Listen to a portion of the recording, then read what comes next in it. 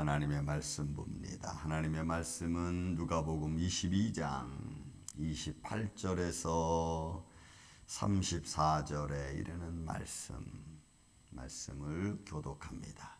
28절부터 22장 28절. 너희는 나의 모든 시험 중에 항상 나와 함께한 자들인즉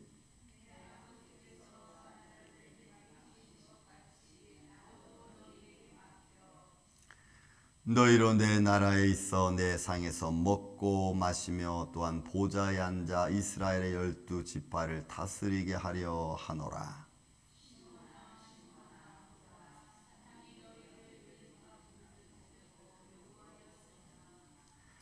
그러나 내가 너를 위하여 내 믿음이 떨어지지 않기를 기도하였노니 너는 돌이킨 후에 내 형제를 굳게 하라.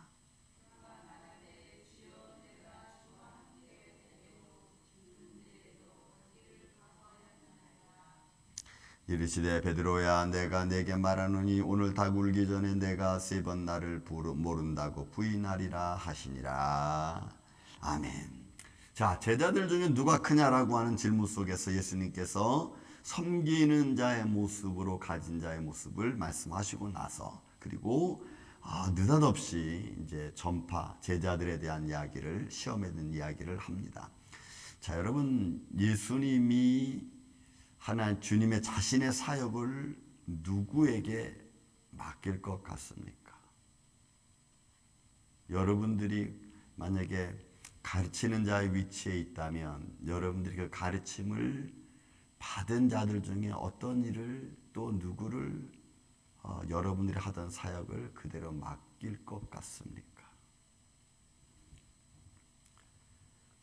그래서 남자들은 군대라는 말을 하지 않을 수밖에 없던 게 뭐냐면 3년이라고 하는 지금 뭐 많이 줄어들었지만 거기서 같이 먹고 같이 자고 같이 일하고 같이 힘쓰고 이런 일을 한 것이 굉장히 그러니까 소위 말해서 다른 것으로는 표현할 수 없는 끈끈한 어떤 정, 또 함께했다고 하는 그런 어떤 삶의 어떤 과정,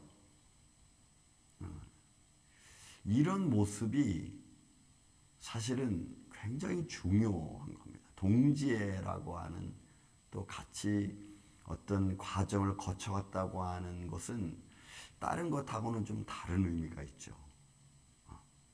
그래서 패밀리, 부부, 부모와 자녀 이런 관계성은 우리가 끊을 수 없는 게 같이 인생을 살아왔고 우리 피를 나눈 형제 이런 얘기 하잖아요. 그러니까 예수님은 제자들과 여기 있는 말씀대로 너희는 나의 모든 시험 중에 항상 나와 함께 한 자들인즉 하고 한 말은 예수님이 당했던 모든 시험을 동일하게, 예수님이 당한 모든 유혹을 동일하게, 예수님이 겪었던 모든 삶의 과정을 동일하게 3년 동안 같이 다니고 먹고 있고 마시고 하나님의 기적과 표적을 맛본 이 사역은 그냥 마테테스라고 하는 우리가 제자라고 하는 그냥 가르칠 때만 나와서 듣는 것하고는 완전히 다른 겁니다. 그래서 예수님의 그 3년 공생애를 제자들과 함께 했다는 이야기는 하나님의 모든 것을, 예수님의 모든 것을 사실을 보고 듣고 여러분 깨달은 거죠. 여러분 자녀들이 부모와 같이 산다고 하는 것은 알게 모르게 다 배우는 겁니다. 아버지의 어떤 일하는 방법, 아버지가 어떤 문제를 만났을 때, 부모가 어떤 문제를 만났을 때 그 문제를 어떻게 해결하고 어떻게 헤쳐나가는가를 여러분 자녀들은 다 안 보는 것 같지만 다 보는 거예요. 그래서 이게 중요한 거죠. 아주 가장 작은 단위 속에서 그 관계성은 보이지 않는 중에 다 아이들은 보고 하는 겁니다. 그럼 제가 요즘에 교회에 있지 않습니까? 우리 아이들이 묻어요. 아빠 교회에 가서 뭐 하세요? 아빠 기도하지. 무슨 기도하세요? 이런 일 때문에 기도한다. 네, 알겠습니다. 그러면 여러분 아이들이 이런 문제가 있으면 우리 아빠는 또 우리 부모는 교회 가서 하나님께 기도하는구나. 여러분 그렇게 아는 거예요. 그게 자연스럽게 삶 속에 습득되는 겁니다. 자연스럽게. 그것이 함께 한다는 거죠. 그런 자연스럽게 습득되면서 그들은 그런 과정 속에 믿음은 이렇게 헤쳐가는 거구나. 믿음이라는 것은 이런 하나님을 의지하는 이런 걸 보여주는 거예요, 여러분. 그러니까 예수님이 제자들과 3년간 같이 했다는 얘기는 바로 그런 모습이에요. 그러면 이게 얼마나 여러분 중요합니까?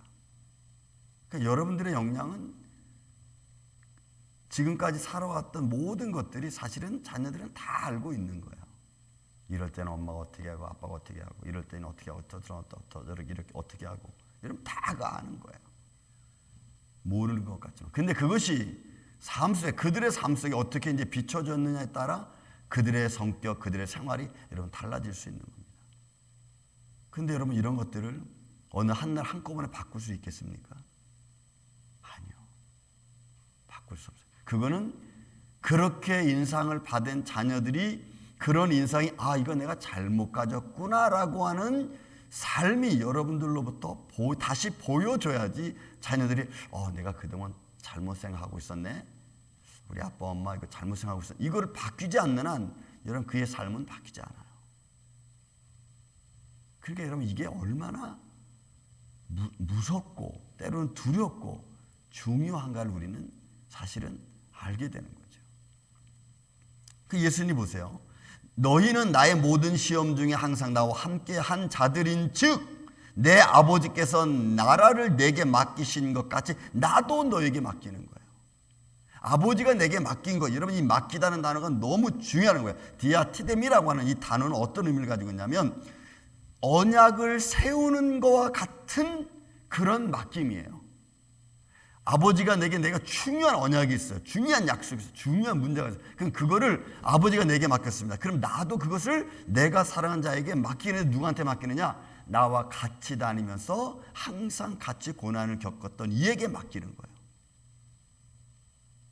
왜? 그가 나를 아니까. 내가 어떻게 살아왔고 내가 문제가 닿으면 어떻게 내가 처리했고 이걸 아니까 그에게 맡기는 거예요. 그러니까 여러분 이런 하나하나를 우리는 살아오면서 중요하게 생각하지 않았죠. 왜? 내 감정대로 했으니까. 이런 걸 중요하게 내가 중요하지 생각하지 않았던 것이 이제는 중요한 문제가 된 거예요. 문제가 터지고 나니까. 그러니 여러분 그것을 우리가 지금 뭘로 바꿀 수 있겠어요? 바꿀 수 있는 방법은 그것을 메꿀 수 있는 방법은 여러분들의 죄송하지만 희생밖에 없습니다. 그것도 믿음으로 기도하는 마음으로. 그래서 여러분 우리 생활이 중요하지 않은 것 같지만 일상생활이 굉장히 중요한 겁니다. 하나하나가. 그래서 믿음의 유산을 남긴다고 하는 것은 그냥 내가 이런 믿음 생활하면 믿음의 유산이 남겨지겠지. No. 그냥 여러분들이 믿음 생활하면 믿음의 유산이 남겨지겠지가 아니에요. 그렇게 해서 남겨질 수 있는 믿음의 유산이 절대로 아닙니다. 여러분들이 힘쓰고 애쓰고 때로는 피곤하고 때로는 고민되고 그런 것들이 하나씩 쌓여져서 나중에는 크게 보여지는 거죠. 여러분 티끌모아 태산이라는 것도 여러분 사실 말은 티끌모아 태산이지 그거 티끌모아 태산 만들어 보십시오. 그게 얼마나 힘든 건가. 티끌 하나하나 제가 옛날에 그 1전짜리 미국의 1전짜리를 한번 모아보자 버리자. 그 내가 1전짜리를 다니면서 여러분 땅바닥에 보면 1전짜리 버려진 게 얼마나 많은지 몰라. 그 내가 다 주웠어. 통에 놓았어요. 여러분 채우는 것도 힘들어. 채우는 것도. 근데 그 채워놓고 한 3분의 3분 쭉 따지면 얼마나 한 요만큼 높이로 쌓여있는데 다 해보니까 깨끗 해봤자 200불 하냐 막 들기도 힘들 만큼인데도 한 200불 정도 안 돼. 그러니까 티끌모아 태산이라는 게 여러분 말은 티끌모아 태산 쉽게 말하지만 그 과정 하나를 만들어가는 건 여러분 정말 너무너무 힘들어요. 그래서 내 아버지께서 나라를 내게 맡기신 디아티템이라는 이 단어, 내가 언약을 세우는 거야. 아버지가 나한테 언약을 위해서, 아버지 언약을 이루기 위해서 내게 맡겼잖아, 예수님이. 그럼 나도 그것을 누구한테 맡겨요? 나와 같이 고난당하고 시험당한 사랑하는 제자들에게 그걸 맡긴다는 거예요. 그래서 말씀하시는 거예요. 나라를 내게 맡기신 것 같이 나도 너희에게 이거를 맡기겠다라고 예수님이 선언하는 거예요. 그러니까 이게 얼마나 중요한 말씀입니까? 그러니까 여러분, 우리가 말씀을 전하는 자들, 우리 하나님께 부름받은 자들은요, 그냥 있는 게 아니에요. 그러니까 하나님이 여러분들, 저와 여러분 부르셨다. 그것은 아버지로부터 받은 약속을 다시 내가 너희에게 준다는 것과 여러분 같은 의미거든. 그러면 예수님께로부터 받은 약속을 우린 지금 어떻게 지키고 있고 어떻게 지금 그것을 전파하고 있습니까? 어떤 모습으로? 그건 내 생활 속에서 나타나는 것이거든. 근데 내 생활 속에서 내가 그 약속받은 예수님의 약속을 내가 받았는데 그 예수님으로부터 받은 약속을 내 삶 속에서 엉망진창으로 만들어가면 그럼 그 약속이 제대로 전수되겠냐는 거죠. 그게 여러분 우리의 신앙생활이에요. 또 30절, 너희로 내 나라에 있어 내 상에서 보세요. 내 상에서 먹고 마시며 또는 보좌에 앉아 이스라엘 12지파를 다스리게, 크리노라니, 다스리게, 분별하는 거야. 이거 다스리게 하려 하노라. 그러니까 분별할 수 있는 권위를 주는 거야. 여러분, 하나님의 권위는 아무에게나 주는 게 절대로 아닙니다. 어떻게 해요? 나와 같이 먹고 마시고 함께 고난당하고 함께 수고한 자를 중에서 하나님이 선별해서 그들에게 언약을 맡기고. 그런 여러분, 우리가 얼마나 중요한 위치에 있는지를 우리는 우리 스스로가 조금 여러분 자각할 필요성이 있어요. 아, 내가 이렇게 중요한 위치에 있구나. 하나님이 나를 이렇게 중요하게 보시는구나. 여러분 믿습니까? 하나님 여러분 한 사람을 너무너무 중요하게 보는데 나는 그냥 대충 하나님 중요하게 보든 말든 그냥 나는 그냥 내 감정대로.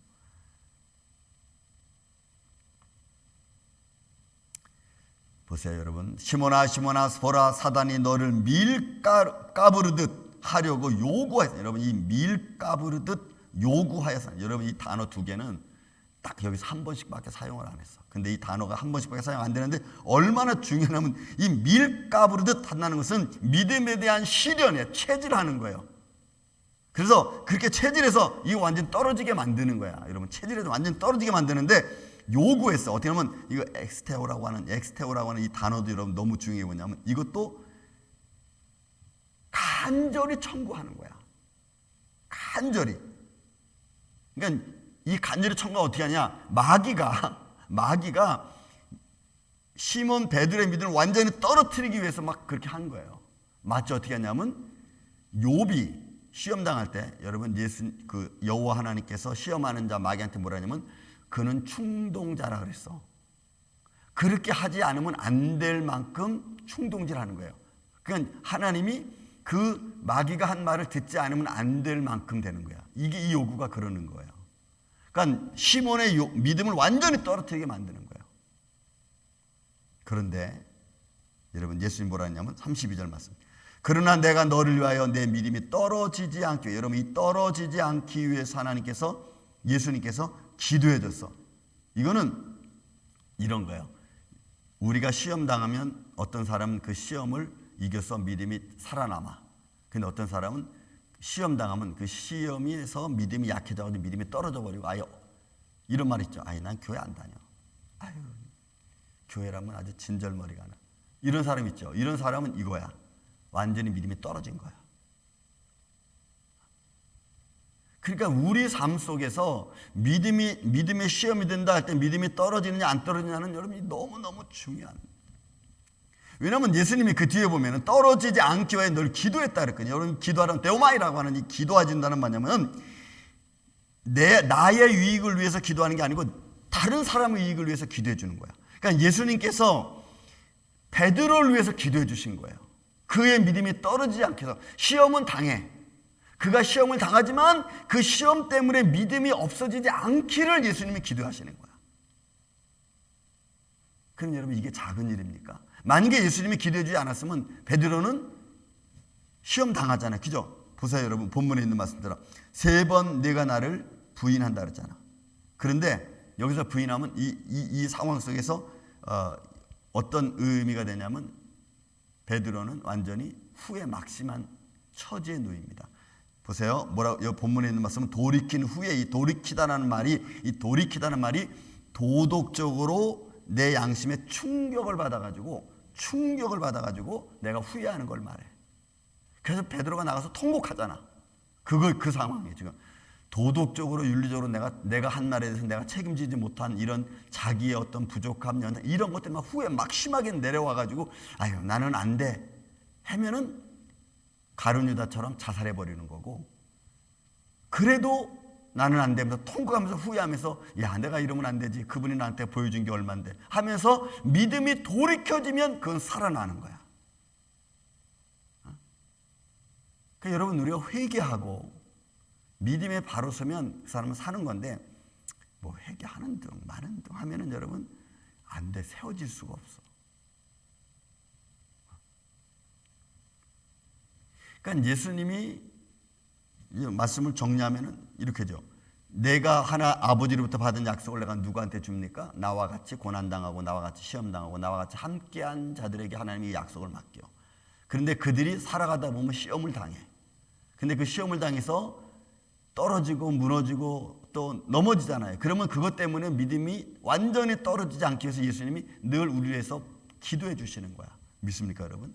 하늘 보좌 우편에서 사랑하는 종현이가 믿음 더 이런 어렵고 힘든 일 당할 때 떨어지지 않기를 예수님 기도해 주는 거야. 그럼 나는 시련은 당해. 하지만 시련을 당해도 내가 믿음이 떨어지지 않아. 왜? 주님이 나를 위해서 기도해 주시고 내 또한 하나님 의지하니까.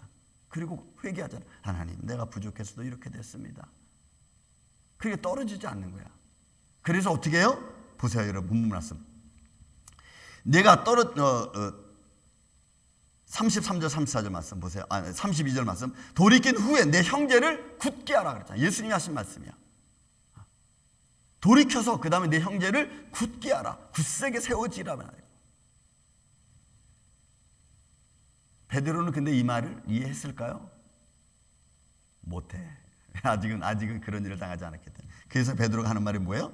그가 말하되 주여 내가 주와 함께 오게도 가고 죽는 데도 내가 가겠습니다. 내가 그렇게 각오했습니다. 그랬더니 예수님이 네가 오늘 나를 3번 부인할 거야.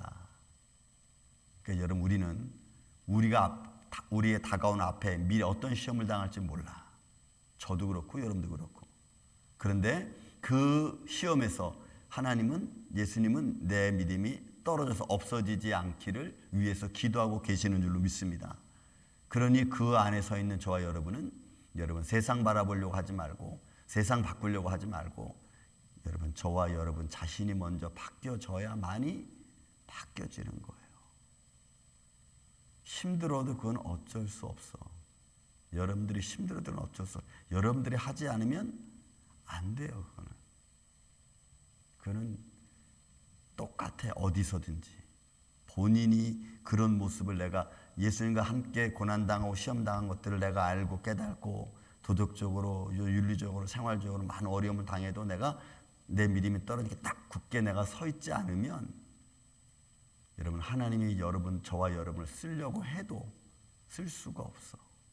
아무리 하나님이 저와 여러분을 쓰려고 해도 우리가 그렇게 하지 않으면 쓸 수가 없어요. 여러분 매일매일이 여러분 똑같습니다. 그래서 오늘도 영적 전투를 가는데 여러분 주님 바라보시고 여러분들 삶의 환경 속에서 영적 전투에서 저는 여러분들이 이기시기를 예수님의 이름으로 축원을 드립니다. 왜? 여러분들의 믿음이 떨어지지 않기 위해서 예수님이 지금도 우리를 위하여 기도하고 계시니까 그걸 믿고 여러분들이 일어서야 돼. 그래서 승리하는 복된 한 날 되시기를 예수님의 이름으로 축원을 드립니다. 사랑과 은혜가 많으신 아버지 하나님 감사합니다. 오늘도 우리의 삶 가운데서 이 아침부터 잠자리에 드는 순간까지 우리는 어떤 일들을 만날런지 우리는 알 수 없습니다. 그리고 그런 일들 때문에 또 우리가 감정적으로 또 우리 생활적으로 윤리적으로 도덕적으로 어떻게 떨어질지도 잘 모릅니다. 주님 우리가 돌이키고 회개하고 바로 설 수 있도록 우리를 붙잡아 주옵소서. 믿음이 떨어져서 믿음이 없어지고 오히려 주님을 배반하고 신앙을 배반하는 이런 어리석음이 아니고 주님 붙들고 주님과 함께 통행하며 내 모든 상황의 일들을 이겨나갈 수 있는 주의 종들이 되게 하여 주시옵기를 원하오며 사랑이 많으신 예수님의 이름으로 기도하옵나이다. 아멘.